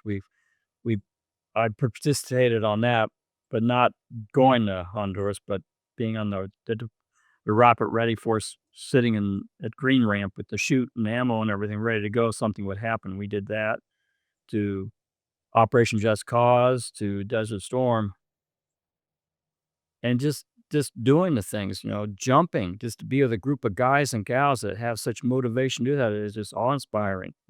The deal with the leaders, the generals, the colonels, how the motivation and dedication they have to the endeavor. It's an outstanding organization. Not to say that any other organization I belong to is any worse. 101st was fantastic also, but that one there I probably feel a little more proud. I enjoyed jumping. Not that I was scared of death each time, but it brought you closer together with all the men. And I think one of the things that I always remember, one of my jumps, the S3 Air, and I just became a jump master, so I was still learning it. And he had the one side of the aircraft, I had the other side, and all of the troops exited on his, and he's getting ready to jump out himself. And before he left, he turned around and saluted me, and out the door he went. I thought that was so neat. That was pretty cool. That was cool. And then I just turned around and I went out the door. But it was honored because everyone respected him as a lieutenant. To have him do that to me, I felt so honored. Yeah.